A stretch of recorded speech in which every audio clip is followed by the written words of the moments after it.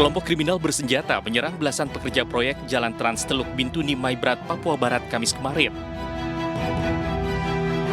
Dalam rekaman video dari warga, dari 12 pekerja yang diserang, 4 diantaranya meninggal dunia. Sementara 1 orang lainnya mengalami luka tembak.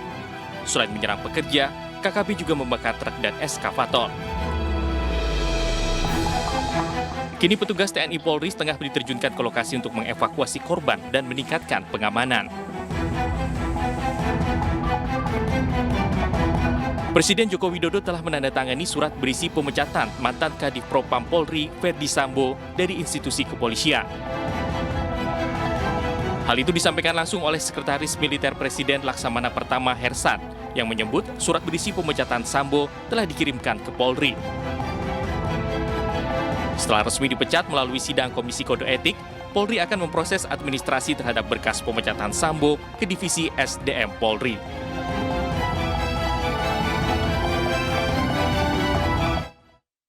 Pemirsa, Ketua Komnas HAM mendatangi langsung kediaman Gubernur Papua Lukas NMB di Jayapura. Pertemuan antara Komnas HAM dengan Lukas NMB dan kuasa hukumnya berlangsung tertutup.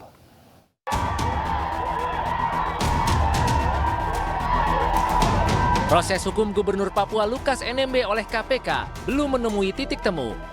Hingga kini pihak keluarga mengatakan NMB masih dalam perawatan karena sakit. Masyarakat adat Papua juga masih intens menjaga kediaman NMB. Saat ditemui media di kediamannya, Lukas NMB berdalih belum bisa memenuhi panggilan hukum KPK setelah dirinya ditetapkan sebagai tersangka. NMB mengaku baru saja pulang dari Singapura 4 hari lalu usai berobat. Saya akan beberapa kali ini masih perawatan, belum bisa bicara banyak. Selama keluar dari Singapura kemarin, baru tiba di pemulihan. Sementara itu KPK mengagendakan kembali pemanggilan yang ketiga terhadap tersangka Lukas NMB. KPK mendesak NMB bersikap kooperatif untuk hadir dalam memenuhi panggilan ketiga, seraya mengingatkan KPK mempunyai wewenang untuk upaya jemput paksa.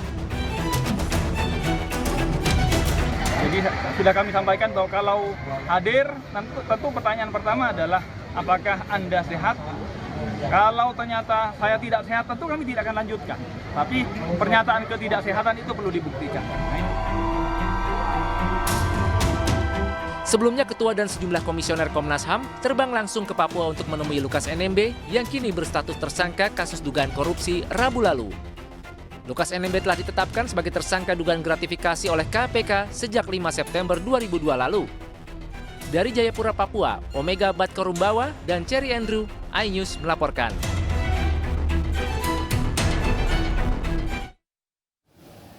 2 kali panggilan, Lukas NMB belum juga datang ke ibu kota ke kantor KPK, sementara masyarakat adat masih menjaga rumah NMB jika dijemput paksa. Lalu bagaimana langkah KPK sejauh ini? Kami akan membahasnya bersama Koordinator Masyarakat Anti Korupsi Indonesia atau MAKI, Boyamin Saiman. Selamat sore Pak Boyamin, apa kabar? Selamat sore, kabar baik. Ini di Palembang, lagi kerja. Baik, Pak Boyamin, apakah perlu segera dilakukan penjemputan paksa terhadap Lukas NMB? Ya otomatis kan panggilan pertama sebagai saksi, panggilan pertama sebagai tersangka tidak hadir dengan alasan sakit. Tapi sakitnya kan belum dianggap cukup oleh KPK.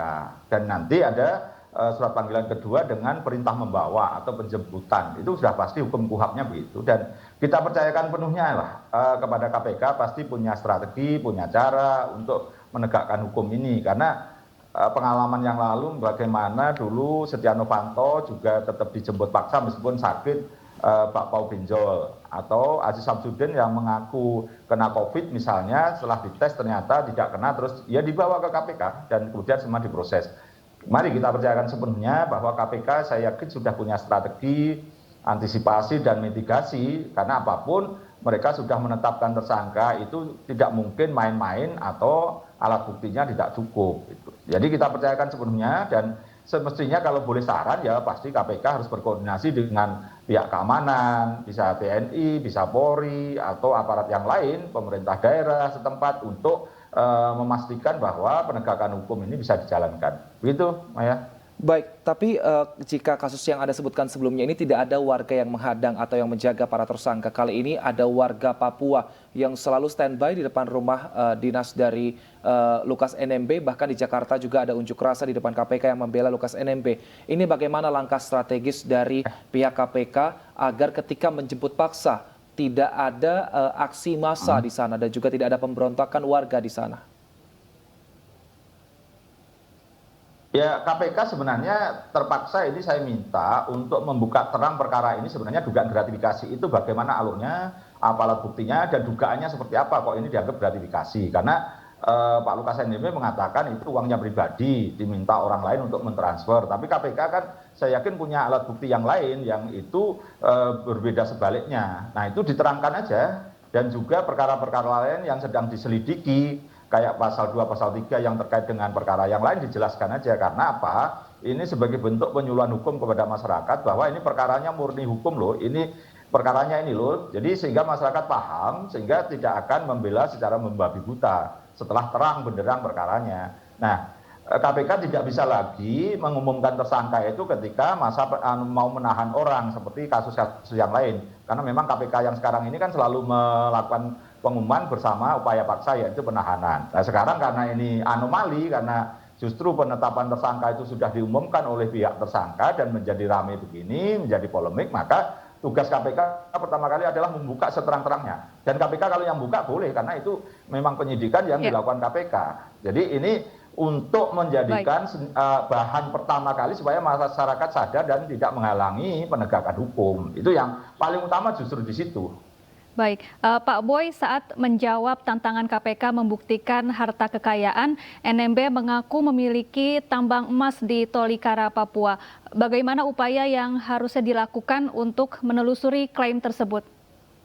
Sangat gampang itu, saya pun bisa, sudah saya lakukan hari ini, saya publikasikan. Ketika melakukan pengecekan izin itu tidak ada, izin eksplorasi penelitian nggak ada, apalagi izin operasional atau eksploitasi, apalagi kemudian menjual kepada pihak lain dalam negeri maupun luar negeri sehingga menghasilkan duit, itu nggak ada. Jadi artinya klaim ini menurut saya adalah hal yang tidak benar, dan bahkan saya mengatakan bisa mengatakan hoax gitu. Karena apa?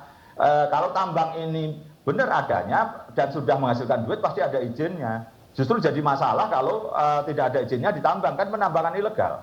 Bahwa tambang itu milik negara, bukan milik yang punya tanah. Jadi kalau menambang tanpa izin itu namanya ilegal dan dianggap mencuri gitu. Jadi, dan kemudian pada posisi itu KPK cukup sederhana, minta dokumen izin dan dokumen penjualannya. Kalau tidak ada berarti itu kan sama dengan bohong. Justru kalau itu penambangan ilegal malah kena undang-undang minerba, di mana di situ malah bisa dikatakan sebagai perbuatan melanggar berupa menambang ilegal dan hasilnya bisa disita negara, hasil keseluruhan, dan perbuatannya bisa dikenakan penjara bahkan gitu. Jadi ini gampang lah pembuktian ini, dan buka websitenya situs Kementerian SDM tidak ada. Yang saya ada itu misalnya Freeport atau PT apa yang di Dogiai, dan satu lagi di Pulau di Kepulauan Bintang itu PT Iriana apa gitu. Itu hanya 3 itu aja yang tambang, Mas. Yang lainnya nggak ada. Kita nantikan bersama seperti apa langkah strategis dari KPK terkait dengan kasus yang melibatkan Lukas NMB ini. Terima kasih Bang Boyamin Saiman, Koordinator Maki telah bergabung bersama kami di Ini Sore. Sehat selalu.